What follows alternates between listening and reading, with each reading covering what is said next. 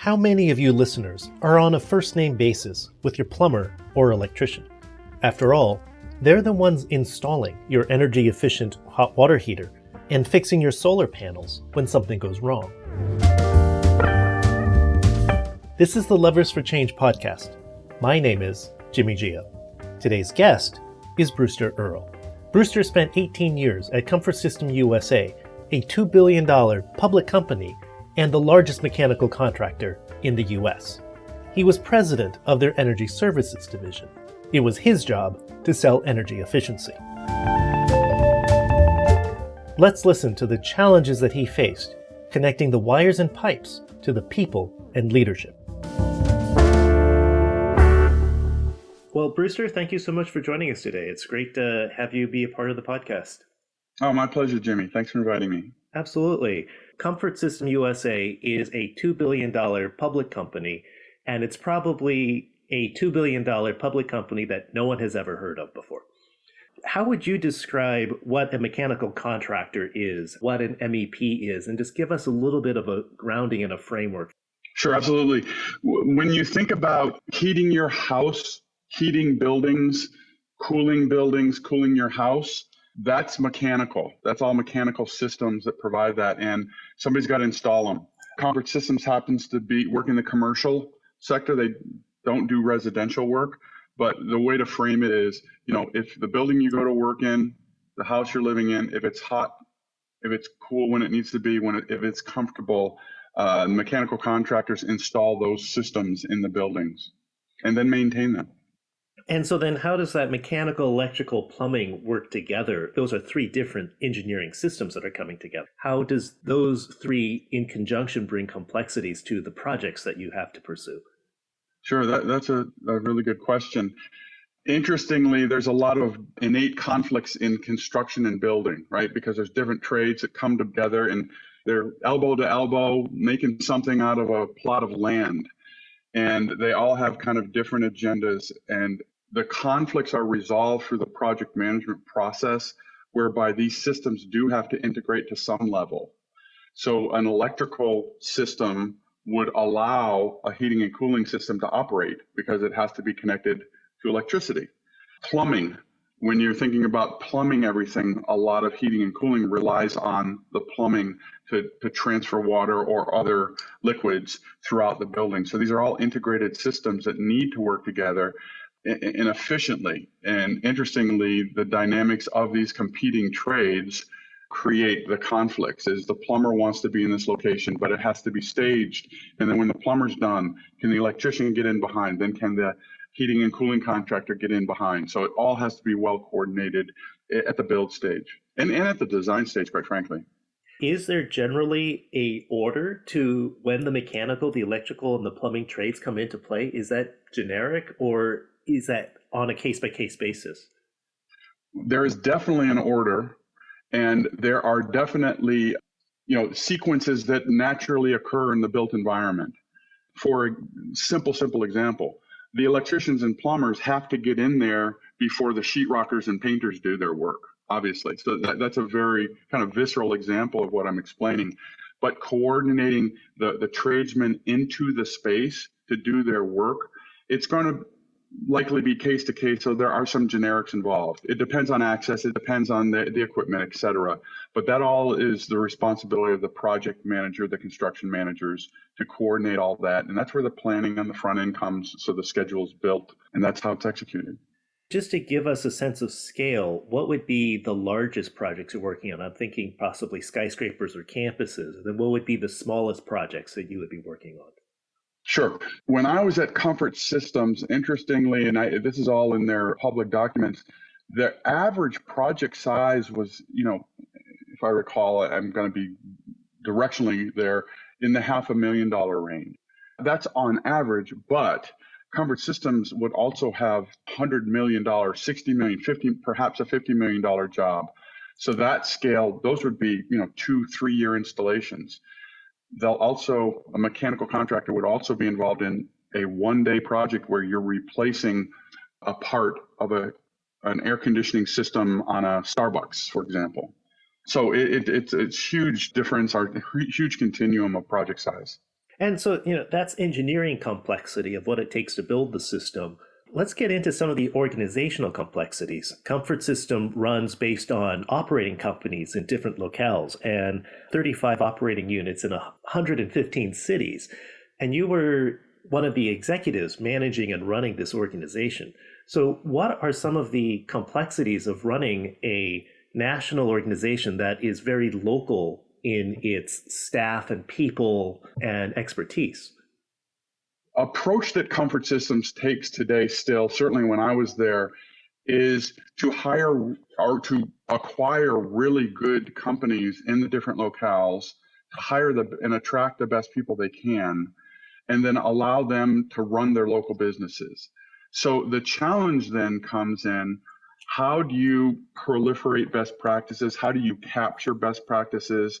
And how do you get companies to you make changes to continuously improve?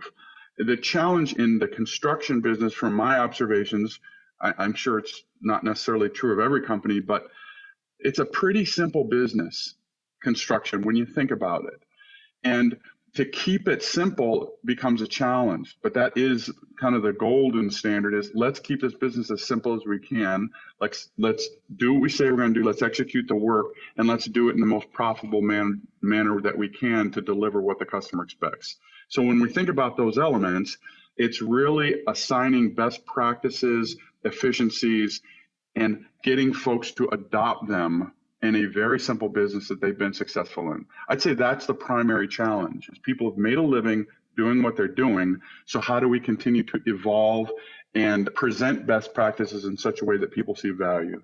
And when you say best practices, you're talking about not just technical best practices of, hey, here's the state of the art of how to install a new water heater. It's also managerial best practices of, hey, here's how you run the back office of your organization, right? Or a little bit of both. It's definitely a little bit of both. It's, how do we properly account as a publicly traded company in the case of Comfort Systems? And what are some of the latest emerging technical advances that we can adopt without disrupting our business or managing the disruption? And so it's both of those things for sure. The thing I do want to mention is it's a people business, honestly. And safety is such a huge thing in the construction industry. And I know it's top of mind for all the very good construction companies I've ever worked with. So being able to manage and operate in a safe, make sure people are going home at the end of the day. So a lot of the managerial aspects are about that. How do you train? How do you develop? And how do you make sure people are continuing to work safely? Do you have any examples of what a safety control would be, what a safety policy would be? Sure. So there are very prescriptive safety procedures if you can picture people working on lifts or working with cranes, where there's danger involved. First of all, OSHA regulates, Occupational Safety and Health Administration regulates, fundamental best practices, and many other companies have different means and methods that they're sure that these are implemented consistently on job sites. So when you think about people in a lift, are they tied off properly, and are they following the rules? And then secondly is personal protective equipment. Are they wearing the proper gloves so they're minimizing cuts? Are they wearing hard hats? So the procedures are pretty straightforward, but everybody wants to do a good job. It's, late in the day, they want to get home, so they want to do this last thing. So that's where the managerial aspect comes in. Are we establishing a culture whereby each team member is looking out for each other? And when they see an unsafe practice, do they have the courage to approach somebody and say, hey, you're not supposed to be doing that. Let's do this right. That's the managerial aspect. And so I think about PPE. I think about working on heights and on lifts and on top of buildings and such. From doing home improvement projects, it's easy just to, at the end of the day, say, oh, I'll just do this one other thing, and then not realize how exhausted you are. And that's where the accidents occur, is when you're just slightly unfocused. That's it, Jimmy. You're going to pull a chair out of the kitchen to step on the chair to, replace the light fixture. And that's where things happen. You should be on a ladder. You should be taking proper precautions. And that's exactly the mindset that you just described. That's what happens on construction sites, where the team really has to look out for each other and hold each other accountable. The last system of complexity I want to get into is then the complex sale. You ran sales for comfort systems for many, many years. And first of all, sales is complex. And then you're doing a complex sale into a complex environment.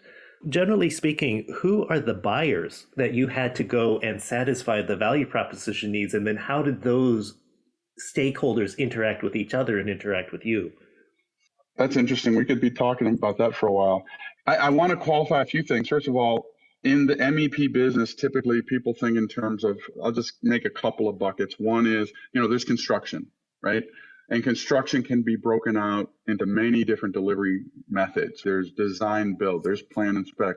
There's several different buckets you could create there. And then there's what I'd call kind of the owner director, the service business, which would include projects.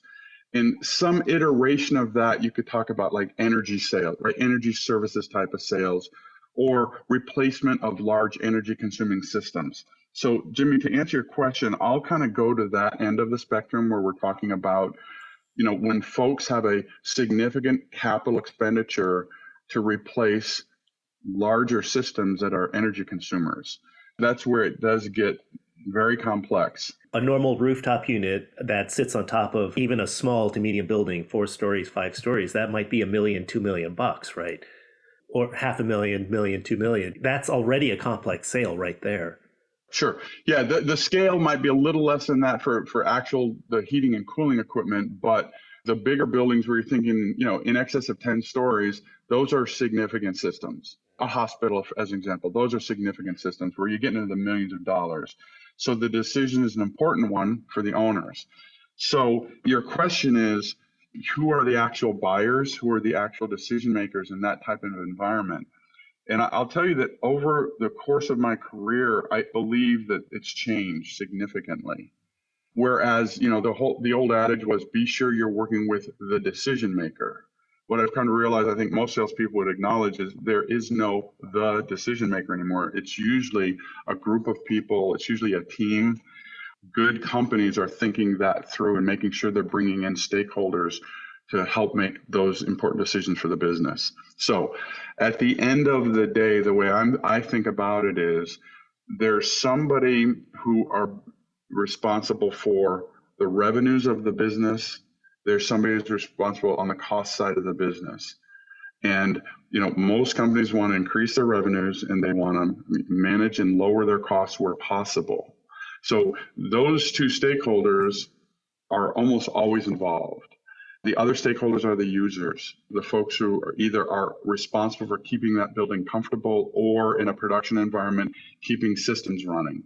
And sometimes there's conflicts there. It's hard to really understand who a champion might be. And that's part of the salesman's or salesperson's job, is to go find who has the vested interest, who's going to make the call, and who's going to really champion one design or another. When we start talking about these large systems, even within there, we're producing the MEPs, the hot water, the chilled air, these various different benefits. But all of this takes energy, and it all takes a resource outside to be able to produce. So when you're selling one of these large systems, how much of it are you selling on the capital benefits, the capital outlay, the upfront costs, and how much are you selling on the long-term operational needs, facilities maintenance, energy resources, and how do you put the two together? In my career, I had always really strived to get folks to consider the long term, because they were going to make an investment they were going to be living with for 20 years or more. That is the constant dynamic. Is people are very sensitive to the first cost, as they should be. They should be aware and sensitive to that. And that is the reference point most people have.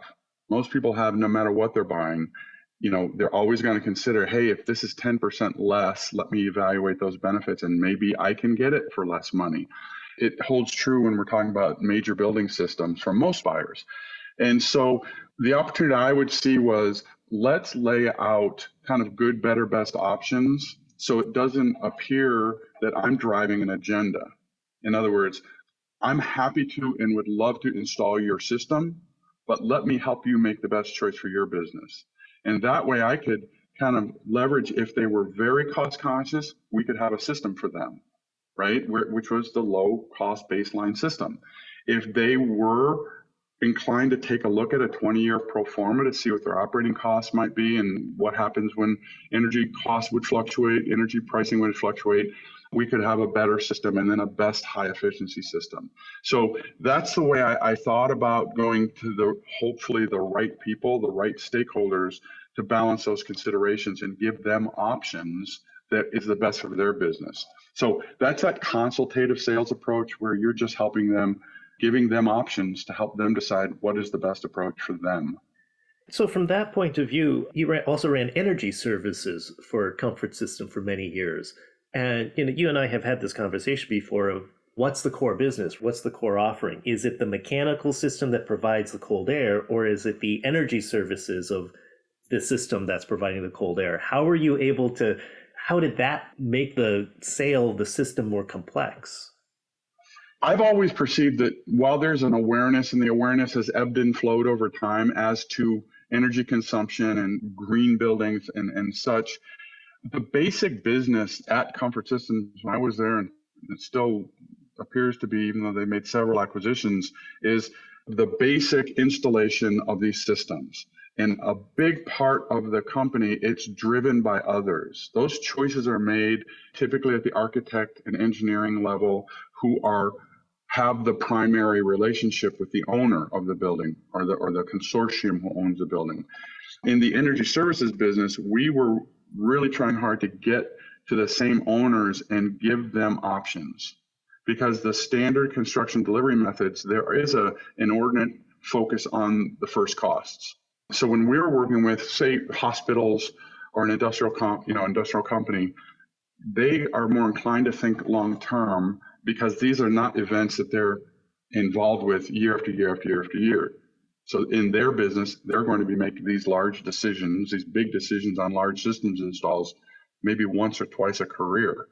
So they're more apt to be looking for options and go to a more design build approach than plan and spec.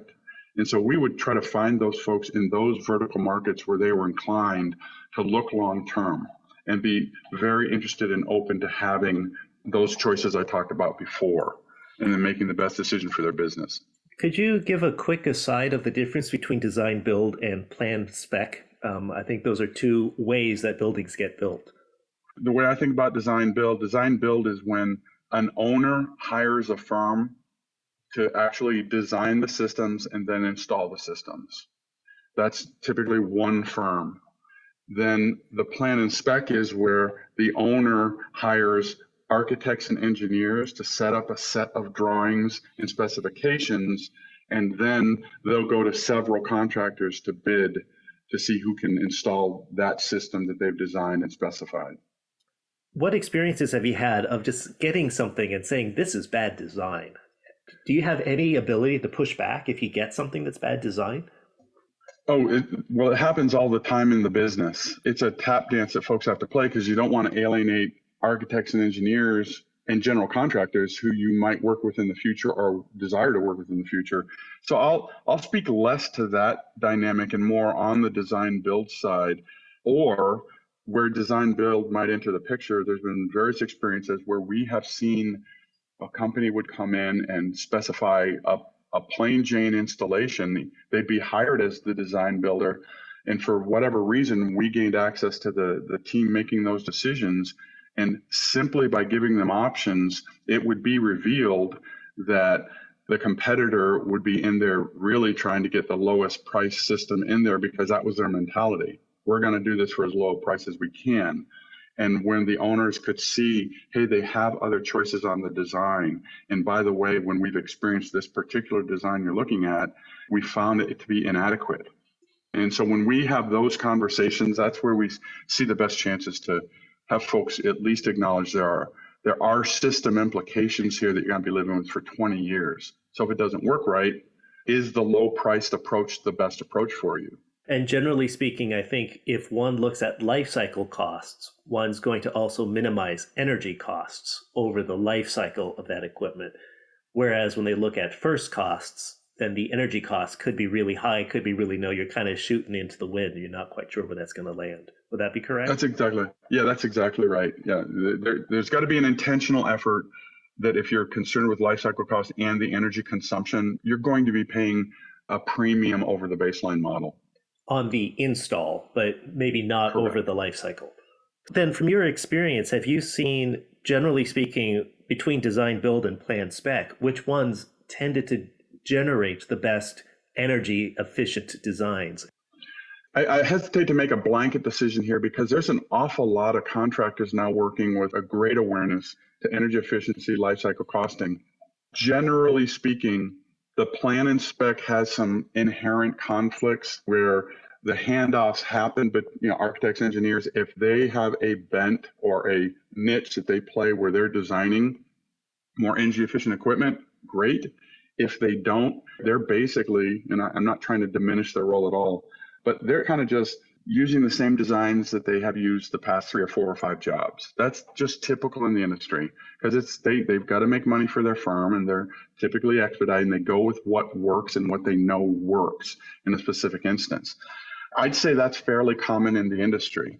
The design builders typically, my experience has been that the design builders often lead with life cycle costing, and let's take these considerations. And again, we're not taking a position and saying you should or you shall. We're giving you the options. So my experience has been the design builders and some of the energy services firms would typically be installing more energy efficient equipment. I'd say it's a small niche of the industry. If we were to look at it, I'm suspecting design build as a construction delivery method is less than 30% of the whole would be my guess. Perhaps one way to think about it is design build, there's just one firm, so there's fewer points of failure where non-efficient ideas could enter in and less than best practices can enter in. But then another interface is also once you're done building, you're passing it off to an operating company. How have you seen that transition and handover to someone else? Do they run the equipment that you guys have installed efficiently, or is there another source of potential conflict? That's a very astute observation. That is absolutely a challenge in the industry. And there's some real leaders in the industry who've taken this on and recognized how, it would not be uncommon. When we think about, what happened with LEED, and USGBC and all the things that went on, LEED kind of acknowledged pretty quickly that many of and this is early on, I'm going back probably the early 2000s, they acknowledged that a lot of the systems that were designed to the LEED standard were not being operated to the same standard. And so for whatever reason, there was that disconnect that you've described between what was actually designed and the design intent, and then was actually the working and operating of that system in the buildings. So a lot of companies have acknowledged that and seen it, and there's some leaders in the industry. I had an experience working with the University of Arkansas. I thought they were one of the best organizations having an awareness of how to manage that exact handoff. And they're very keen on having a commissioning agent from the beginning involved with the designers and the engineer all through the entire system until that building was installed, and then it was handed off to their operations team to be sure it met the design intent. So I think that will continue to emerge. I've been out of touch enough lately I'm not sure how much traction that whole notion of an owner's agent responsible for commissioning of building systems is prevalent in the industry these days. But I feel like that is you want to talk about efficiency. If you and I are building a building, I would insist that we have a commissioning agent working on our behalf from the very beginning to the handoff to an operations organization. Yeah, and just really quickly, what would be the roles and responsibilities of that commissioning agent on behalf of the owner? I'll try to keep this pretty tight. My understanding is not that deep, but I did run a business unit, so I just had really smart people running it for me. Fundamentally, there would be a design meeting at the very conception where all of the owners, the engineers, the architects, the major contractors would sit down in a room, and there would be a document created, which was the owner's design intent. And that document, let's say it's a 2 or 3 year project, that document would become the guiding factor in that entire construction installation. And then the commissioning agent working on behalf of the owner would have milestones throughout construction where they would come in and validate that a system was being installed per the owner's intent. And then upon startup of these systems, about when you're going to commission that building, that those systems were working to design intent.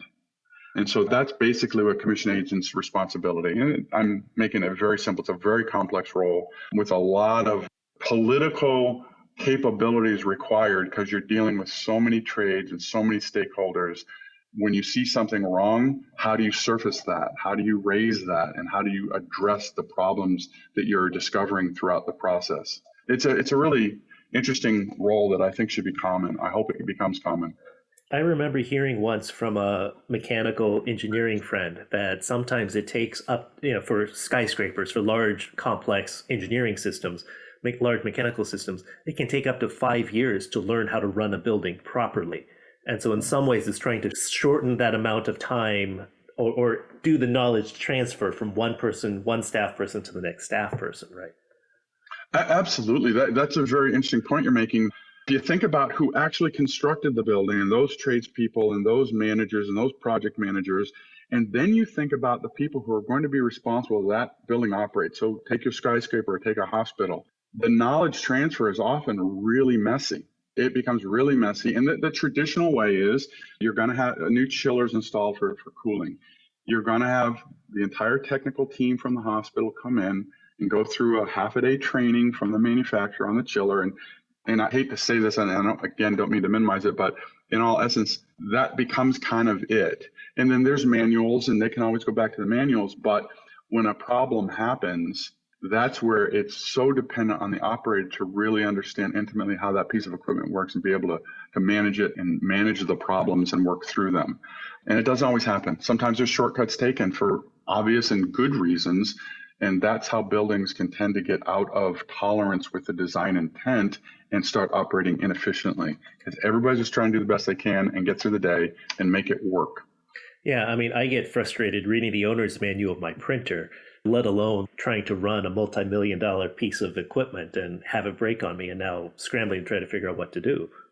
Yeah. Well, what's really neat is there's some technology emerging. I'm sure common now. I'm going back 10 years probably that the technology is starting to emerge that was, really geared towards, I might be overstating this a little bit, but folks who are coming into the workforce who were going through technical school, who are maybe graduating from technical school, 18, 20 years old, who had been on devices their whole life, who've been gamers or whatever. So there's some really neat technology that's probably out there today that I might be unaware of that is very geared towards that mentality and that mindset to be able to troubleshoot problems with equipment based on video interactions and machine learning and those types of things. That brings up another point. At the end of the day, mechanical contracting, hot water is hot water, cold air is cold air. There's only so many ways from a thermodynamics point of view to produce those products. How have you seen technology evolve over your career? Has it actually changed much, or is it still fundamentally mostly the same industry? Yeah, I love that. When I can have some of my moments where I might get a little bit jaded because a new shiny penny has emerged and you look at the trade publications and I'll often say, hey, I saw that same article 25 years ago. Has anything really changed? And sometimes just adoption. It's the idea that might have been in the late 90s or early 2000s just didn't gain adoption, but people are still kind of championing it. And it's the right thing to do in many cases. It just hasn't gained adoption because it is a simple business. You try to keep these systems as simple as possible.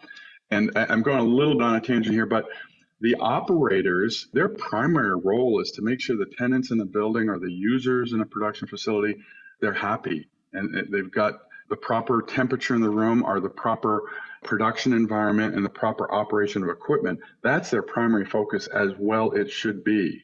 So the reluctance to now, let's try out a new technology that might not in fact be new, it's just new to them and it's different for them. And they've learned how to spin all those plates to make sure that their particular role in their daily job is being done properly and well, because that's how they pay their rent, how they send their kids to school, etc. So that dynamic's always in this industry of the built environment where people just don't jump to change because it makes good sense or it's economical or it is a better way to do things. They are very reliant on, under the pressures they're under of cost containment, of trying to get as much done as they can with as limited a staff. They're going to go with what they know works. So therefore, I've always observed there's this inherent dynamic of change is hard to adopt in the built environment. Now, all of that said, I always used to say that a mechanical contractor can ride on the backs of the OEMs who are continuously improving their efficiencies. The OEMs have R&D departments.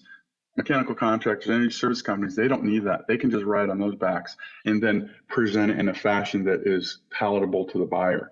To answer your question, my observation is there are always innovators trying to get out there and reinvent things and do it better. And some of the things I've seen come along make all the sense in the world and are great innovations.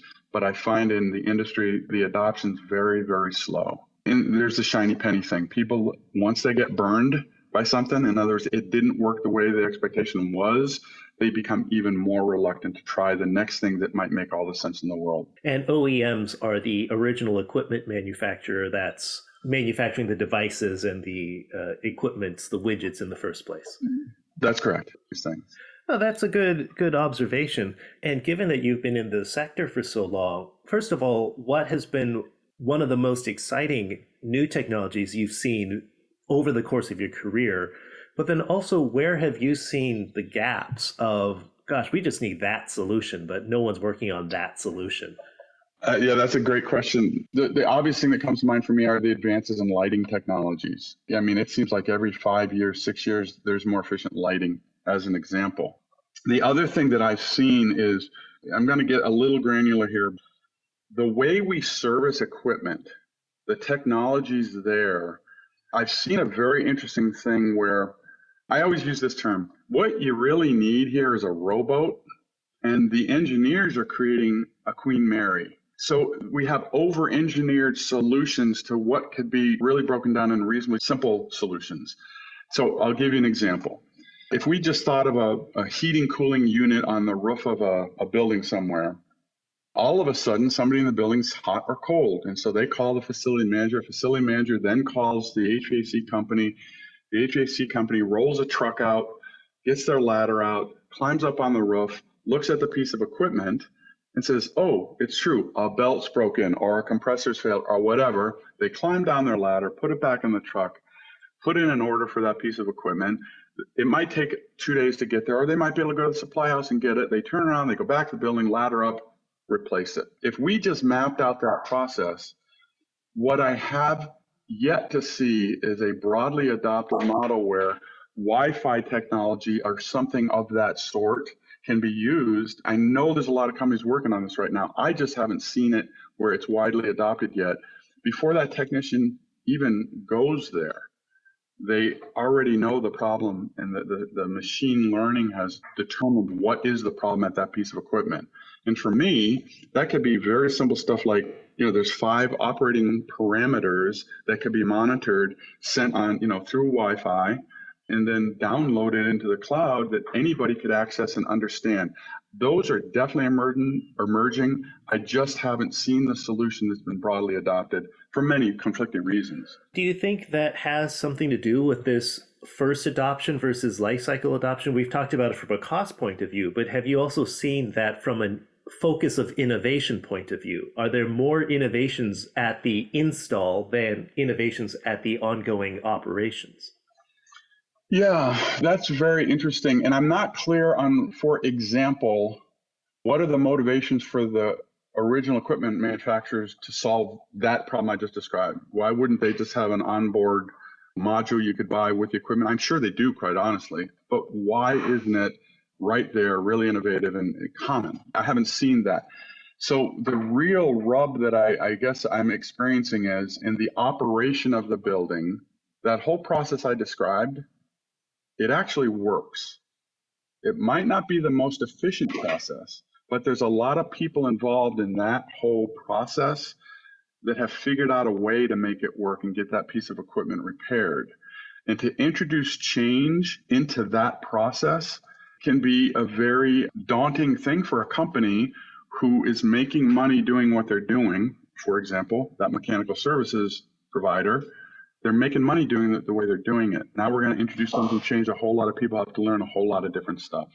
So in some ways, it's changing the supply chain. And when one starts thinking about changing the supply chain, there's the winners and losers. And then the losers are going to be defensive about resisting that change.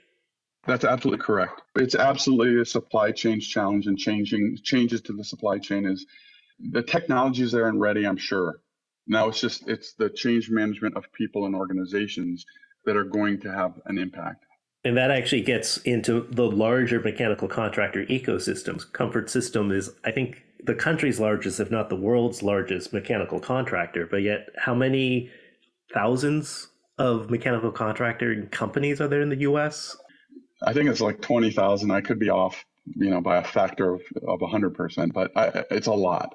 Yeah, and it could be a single guy just with a ladder and a truck, all the way to, large sophisticated companies like what you used to run.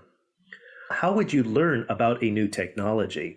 Would it be through industry? Would it be through your staff? What was the usual avenue for you to learn a new energy efficiency technology? Yeah, good. Interestingly, when I was running Comfort Systems USA Energy Services, one of the roles I did play was try to sort through emerging technologies. And Comfort, I'm very impressed with their general management, is they would tend to be followers for technology. They're not going to be leaders. Typically, sometimes they are, but typically they would, hey, let's let it get tested out. Let's let others try it, and then we'll adopt. So I would just through my network, making sure I'm going to Greenbuild and other shows now and again, or a lot of folks would steer the calls from the industry, from the salespeople. I'd be kind of that screen. And so that's how I became aware of a lot of the technologies. And I was doing that from about 2008 to 2013, 14. And that was one of the roles I played, is let's sort through the technology. And it came from all different angles. And it really came from me also having really smart people on the team who I did rely on, who were just brilliant engineers. If they were seeing something out there, let's talk about it. Is this something we should introduce to the organization as a whole? And that became a key source, because we have folks out there commissioning buildings, for example, or working on designing energy efficient systems. When you screened a technology and you found it acceptable and okay, what was it like pushing it down into the operating companies and the people on the ground? Were they quick to adopt, slow to adopt? Did you find a mix? Well, let me tell you, first of all, kind of the process that Comfort typically follows. They would have a champion. In the case where I was involved, it would be me. And I'd say, folks, we have an opportunity here. I'd put, an email out to the appropriate leaders of the different units. And I'd say, if this is something you're interested in, we're going to conduct a pilot. Would you be interested in participating? And so out of that, we'd get a half a dozen who said, yeah, let's take a look at that. And that speaks to your question. What I found with, I'm sure, any kind of roll up of different operating companies, you had some who were very progressive in their thinking, had, technology minded people as leaders, and were very cautious, but they were also very open to the next technology that they wanted to get a competitive advantage with. And then on the other end of the continuum, you'd have the very typical conservative contractors who, like I said before, I'm not knocking that at all. They make money, they do well, they've supported many, many families and hired many, many people, and they just tend to be less conservative, more conservative, and they'll let those folks in the Comfort Systems family who are more inclined to go test and try and pilot and then take their feedback. And that's how broad adoption might take place at a company like Comfort Systems. Did you find then pushback from customers beyond the operating companies, whether they were excited or did they have pushback on these new technologies that were getting implemented? That's really a wonderful question. And if I were to generalize, I would say there was typically pushback and a significant enough percentage, an openness because of the trust they had in Comfort Systems. But pushback was very, very common. For example, we had a technology company we were working with to do what I had described as let's just monitor in a very simple fashion some points on this unit. And it was not unusual for the facility manager to say, oh, no, I don't want you bolting this to my equipment. That adds yet another complexity to that relationship. We're going to do something different. Humans are just inclined against change. It's just human nature. So that would happen all the time, Jimmy, those types of things. Comfort System being a national company, the climate of Arizona is going to be completely different than the climate of Chicago. Let's say I'm talking about the weather.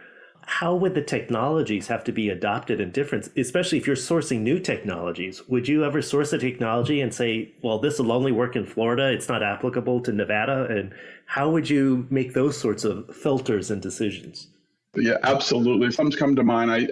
I'm reluctant to just bring up the technology because they have a lot of good salespeople. That exact thing. We knew this technology when we had energy engineers analyze performance. We realized that north of the Mason-Dixon line, this thing worked perfectly and delivered the efficiency that was expected. Typically south of the Mason-Dixon line, it didn't. It had other characteristics that it worked fine for certain applications. It just didn't deliver on the energy efficiency promise. So absolutely, we saw that. I can't remember how many climate zones are in the US, but it was a factor depending on the technology.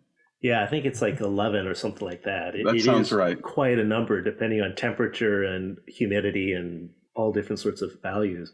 I think people have a perception that an air conditioner is an air conditioner, and yet when you change different climates, the efficiency of how it functions is totally different. That's right. That's right.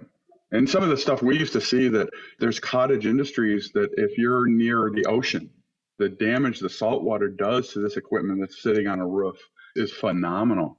There's solutions out there that they make their livings just treating that equipment and, making it effective in that type of harsh environment. So in your career, where did you see that you had the authority to make decisions really fast? And where did you really want to slow decisions down and say, wait a minute, we got to think about this a little bit more? So in the context of operating a company? Yes. Yeah, I was very, very fortunate to have a lot of autonomy, as most of the comfort systems operating companies have. We had to deliver, obviously, on budget, et cetera, et cetera. The philosophy that I had at our company was, we had some, like I said before, I can't tell you about this enough, some really smart people working for us. And so our philosophy was just fail fast.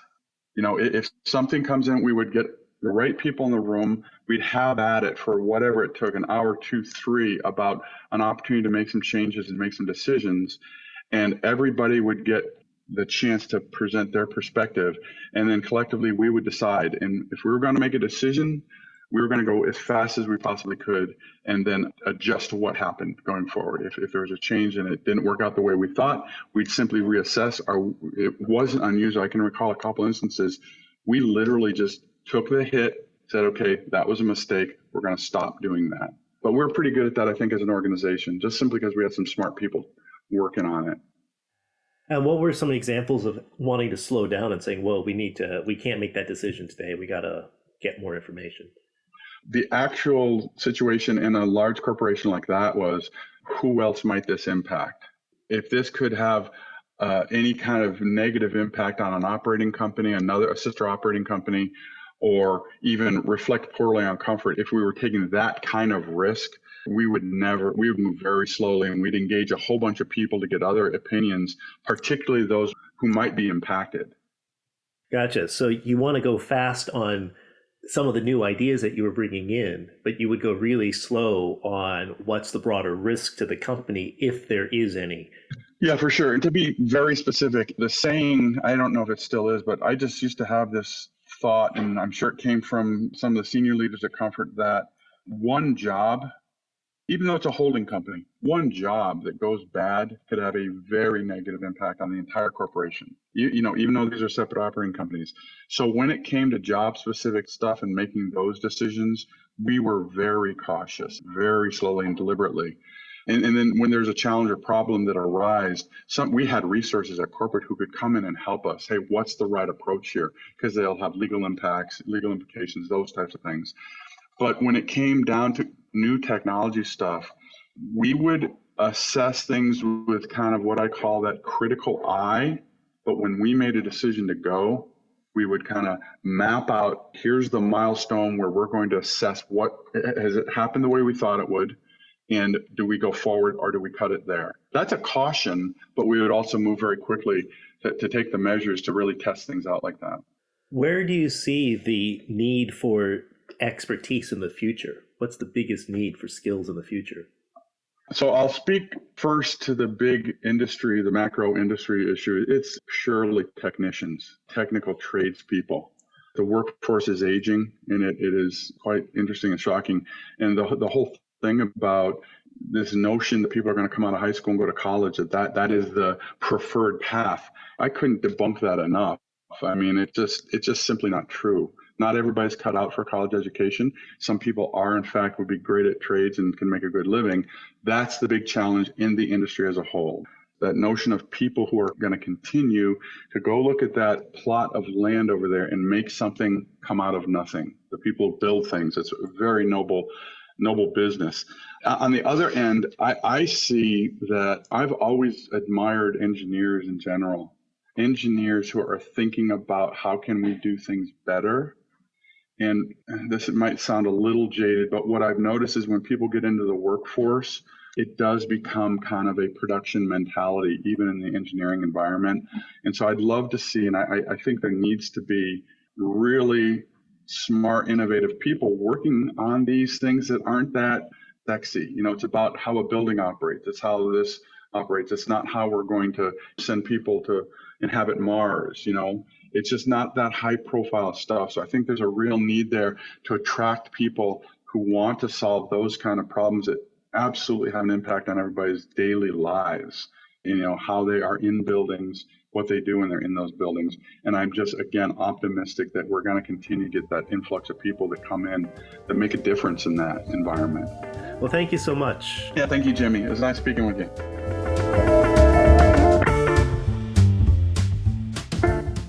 You have been listening to the Levers for Change podcast, where we search for who has responsibility for what when implementing change. My name is Jimmy Gia, and the music is by Sean Hart. Please subscribe to our podcast for new episodes and share with a friend. Please visit our website at www.leversforchangepodcast.com for additional episodes, books, and other resources. Thank you again, and remember, when trying to change the world, search for your levers for change.